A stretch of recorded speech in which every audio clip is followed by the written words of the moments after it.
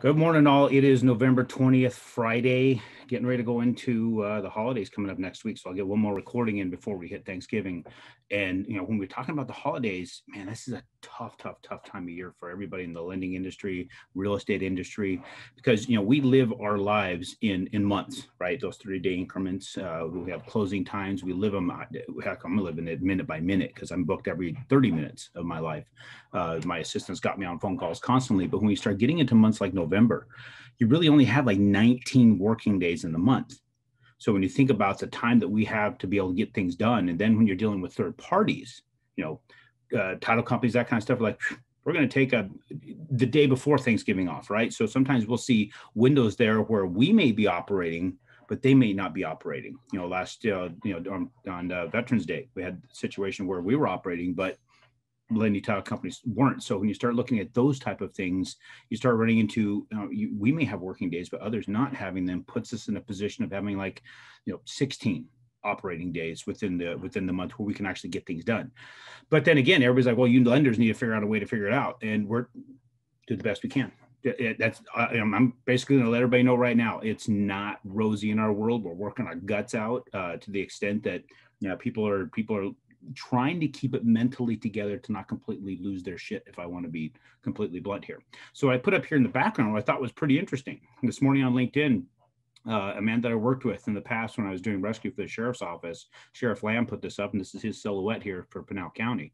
And if you just read that, it's being posted with respect to what's going on in our country, and much truth here, right? I mean, there's lines being drawn, which to me, it's sad that these lines are being drawn. It's being exacerbated, that the citizens are being forced to pick sides.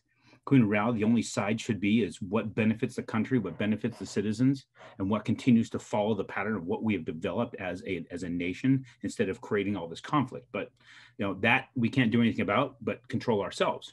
So as it reads here, is that these are the times that try men's souls.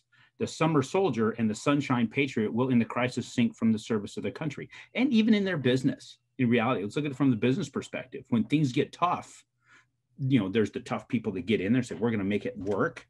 And there's those who shrink from it, say, they just fall apart. It happens, right?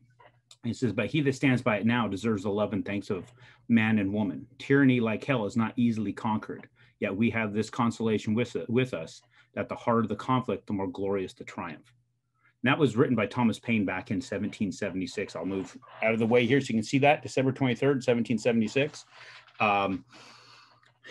There's some truth there, especially when you're talking about those who are going to stand up and kind of and push for the reality of what we should be doing as a country and as citizens of this country. And then when you look at it from a business perspective, there's those that stand in there and keep pushing and keep fighting and push and do the best that they can to make sure things are happening. And there's those, when you start talking about the tyranny, those who want to just lay blame and send messages and phone stalk people and point the finger instead of getting into trying to help.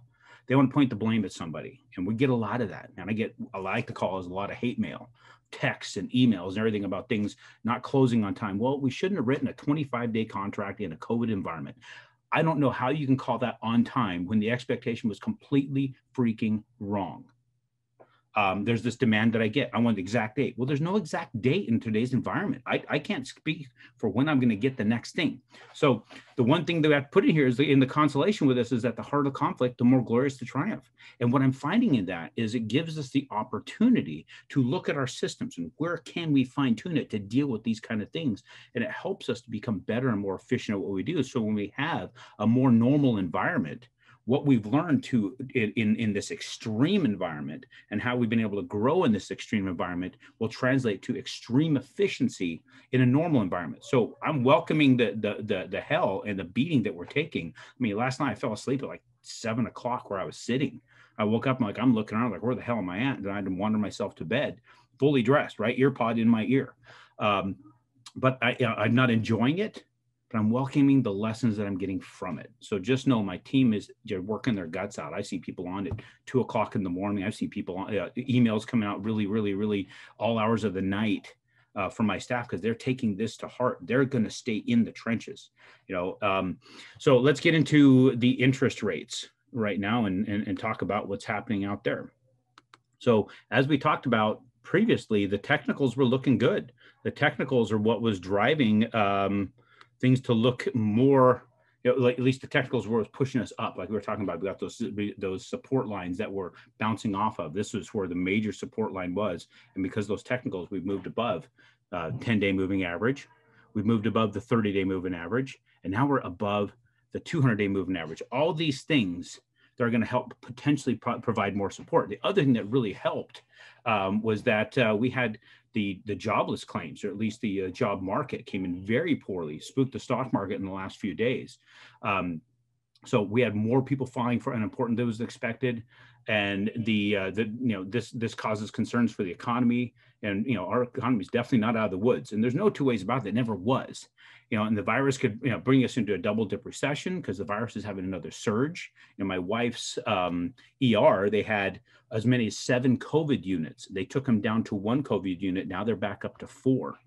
They're shooting out texts like crazy to give more overtime. There is hospitals across the country requesting travel nurses that they'll pay $8,000 a week for people to come in and work in those areas because they have so much happening in that area. So it's crazy of what's going on. So then we have all the stimulus that's going into the economy, and the Fed is trying to get the economy going by adding more to it. But the problem with that is for every dollar the Fed uses to grow the economy, it has to spend $7.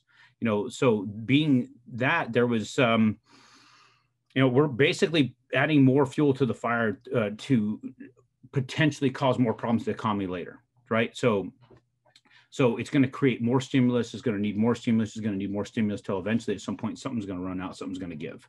So what I'm telling many folks right now when they're asking me, what are we going to have down the road? I really don't know. This is all uncharted territory. For us to take get $1 stimulus, that they inject 7, that's crazy. It used to be 2 for 1, right? Which is still nuts that we even do a 2 for 1. So I don't know where this is all going to end up. The only thing I can tell you is that there's still real estate investment deals out there. There's still things that are worth picking up. We're going to have something happen into the real estate market at some point. It just always does. That's a big worry. But the one thing we don't have to worry about, real estate investors capitalize in that environment. So be prepared to capitalize. Be prepared to continue to build your own future with your real estate investments. Get your mind right, and also get the expectations right. Know that when you're going into a deal, it's not going to be 20 days, 30 days, 45 days. It may be 60. Make sure all parties are aware of that. I'm doing my best to make sure all parties are aware of that. But for some reason, they're not hearing it. They're like, if it was written on the contract, it must be held to. No, guys, the environment's different right now. We're going to get squared up. The environment will get squared up. But also know everybody has to work together to come to that end, not demand and put weight in one place. So when we start working together, when we start pulling together, so actually, we'll clean the economy up. We'll clean our own businesses up if we work together on the businesses and not stand upon our heel and point fingers and blame somebody else why it's not going how you imagined it should. Survey your environment, understand your battlefield, and adapt to what's happening in that battlefield. Also, go back to aaron.chapman.com. Scroll down, click on the donate button. If you've closed any transactions recently, we're still pushing that and still growing that.